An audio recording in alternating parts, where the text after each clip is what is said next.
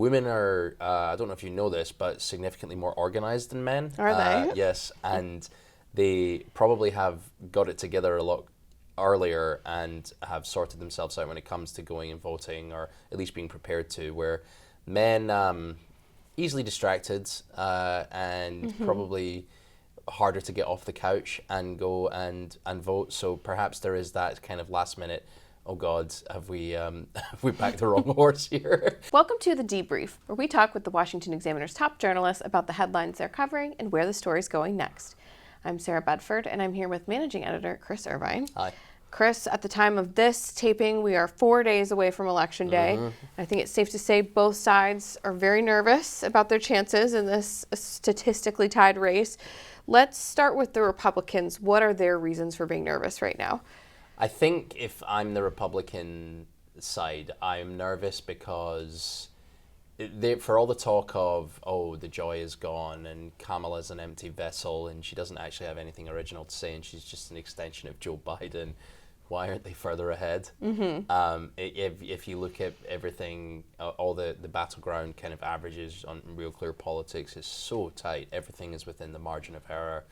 And there's been 4 years of the economy not working for you, inflation being bad, the border obviously being a huge issue, and yet it's still not enough. Well, according to the polls could obviously have it massively wrong. But you know, I'm not picking up as much nervousness on their side, and whether it be kind of a false bravado, or maybe they genuinely are very, very confident. One thing that became apparent earlier is some Trump boosters do seem to be agitated as well about men turning out, and this election seems to be an awful lot like the men are going for Republicans and women are going for Democrats. Whether that holds, though, it will remain to be seen. But I think there is now a nervousness that women are, I don't know if you know this, but significantly more organized than men. Are they? Yes, and they probably have got it together a lot earlier and have sorted themselves out when it comes to going and voting, or at least being prepared to, where men easily distracted and probably harder to get off the couch and go and vote. So perhaps there is that kind of last minute, oh God, have we backed the wrong horse here? Right. So we'll see. I don't know. Maybe the men will rise up on Election Day and they'll remember go and vote for them. But we'll see. There's nothing like the last minute for men. But if you're Democrats right Yes. now, Yes. why are you looking at the early voting data and the poll numbers and feeling nerves?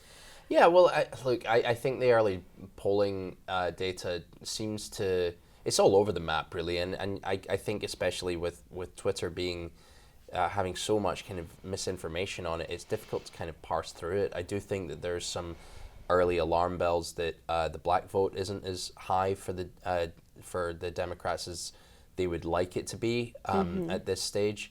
And I think, again, there is genuinely just a, similar to what I was saying, you know, with all the bad stuff that's been happening the last 4 years, why Republicans might be agitated that they're not ahead. On the other side, you've got Donald Trump, who is an incredibly flawed candidate for a multitude of reasons, and yet he just keeps coming back.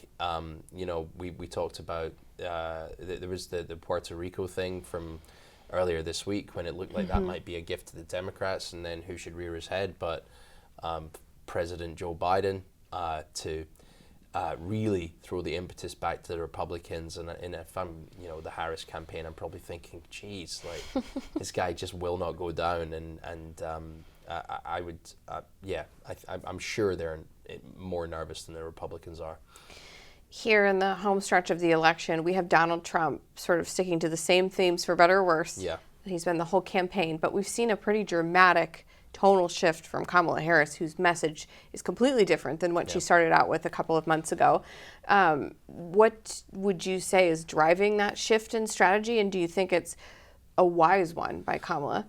Well, I think fear is a great impetus for people, and I think the summer of joy and brat summer and the kind of, you know, good vibes election only can really go so far because there's not much substance to it.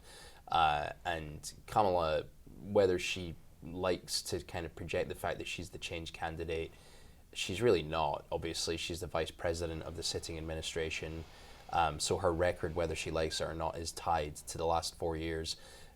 So I think she's had to change things up and remind people of the chaos of the first 4 years of the Trump administration, and go back to the tried and tested Democrat playbook of Republicans are Nazis, January 6th is going to happen again, he'll be a dictator on day one. It's the sort of red meat that appeals to the traditional base, I suppose. A turnout strategy, I suppose you could call it, for Right. Democrats. Yeah.